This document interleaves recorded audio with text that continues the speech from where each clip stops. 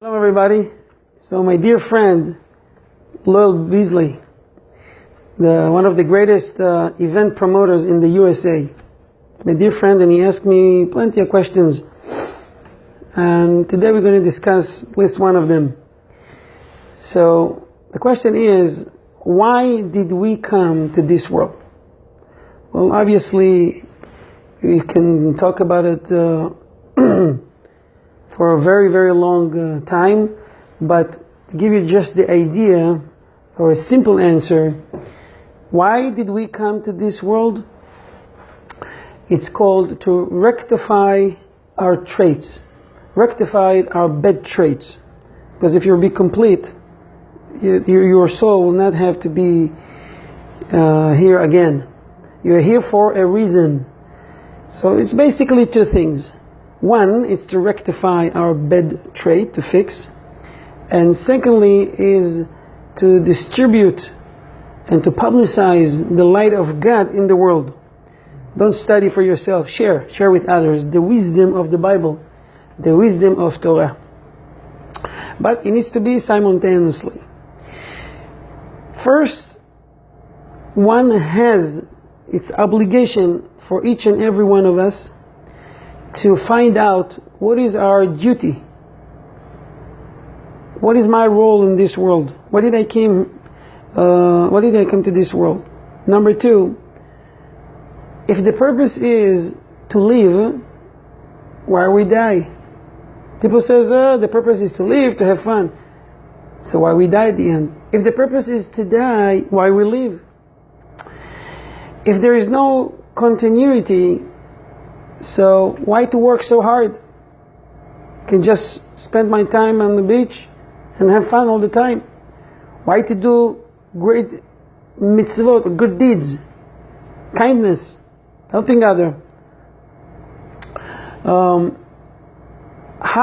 am I different than an animal, than a cow? We have more or less the same organs. They eat, we eat. They multiply, we multiply. What gives me the right to kill them, to eat them?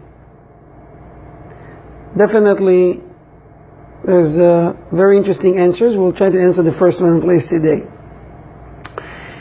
The Tanakh, the Bible, is teaching us that this world is a hallway. It's a passage through the next world. And as long as we're here, before we go to the eternal world, we have to collect good deeds. Just put it in a basket so when we stand before the Almighty, He'll put us in heaven, not in the other place. In the book of Genesis, it says clearly that God created Adam from dust and He put a soul in it. Listen to this. We have physical and we have spiritual. What does that mean? Which means that the spiritual, the neshama, the soul can be here, down here, only when you have a vessel. This is why God created the vessel first, and then He put the soul in it. And the soul can be blessed and get a lot of good deeds and reward when it's still in the vessel. After that, it's too late. So, for the Jews, the 613 commandments, and many other by the oral Torah, by the oral law. For the non-Jews, it's just the 7 universal laws. Of course, there's just the categories, but we can discuss this maybe another time. What are the 7 universal laws that are mandatory for all the non-Jews around the world? Excuse me. So, if one didn't complete his mission in this world, and he didn't do all the commandments he was supposed to, he'll come back. Things you can do, at least you study it, you learn it, is considered as if you did it.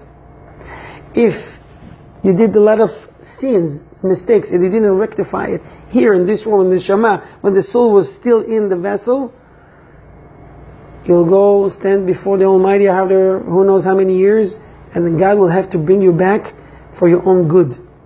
So you fix it. So you rectify the bad actions you did in this world.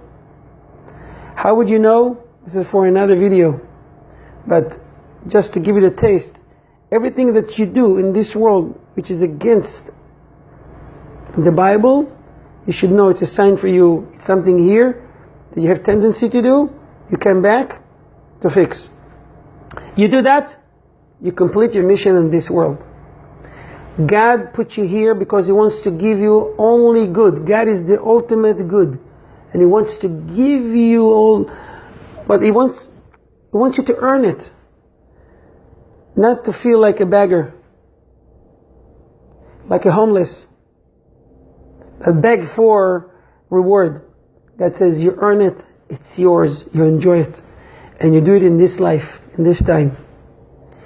I will conclude with a story. Scientists did an experiment in the jungles in two tribes. One tribe is called the cuckoo head, and the other tribe is called the big head. So they brought there a refrigerator. They placed one in the village, in the middle of the village of the cuckoo head, and the other one by the village of the big head. The first thing in the morning, they see it, they go to the chief. The chief try to open it, see what's going on, see the wrapping, the plastic. He brings a knife and he opens, and then you see a door. He opens the door and he had an idea. Wow, I can put my weapons here. He went to his tent, he brought the weapons and he put it in. And then he says, I can put my shoes and I can put my spices and food. Okay, so dry food he put. So he used it as a closet. Everybody was so excited. By the village of the big head, same story. They saw it, they called the chief come, he cut, he see it. And then he see inside a book. You look at the book, you look at the menu. He doesn't know it's a menu. You see pictures. They see wires come out of the back of this refrigerator and it goes to a wall. So he places it by the wall. He doesn't see that something is missing. So you know what? I'm going to send my delegation to the big city and they'll figure it out. Well, delegation went to the city, they figured it out, and they come back with a generator. They hook it in, and now they can enjoy this great refrigerator with its side freezer. So what do we have here? We have two tribes, the cuckoo head and the big head. They both enjoyed from this refrigerator, but only one, the big head. These guys can use this refrigerator and fulfill its, how should I say it, it's the purpose that it was made for. Imagine to yourself, you came to this world, God makes this world for us, and you're missing the purpose of this world. He left a manual for us. It's called the Torah. It's called the Bible. Open it, read it, get a generator, plug it in, and use it wisely for the purpose it was made. That's what God's want. Why we came to this world? So we follow God's commandments, be good to each other, following His words, and He give us a great reward in the world to come. And our purpose is to spread this world around the world, to share with others. Don't keep it to yourself. Today you learned a great lessons. I want to thank again to my dear friend Lowell Beasley, a great event promoter in America. I'll see you next time in video number 3 with more questions. On behalf of our organization, Ohev Israel Foundation, I want to thank everybody for listening to this video. Thank you. Shalom.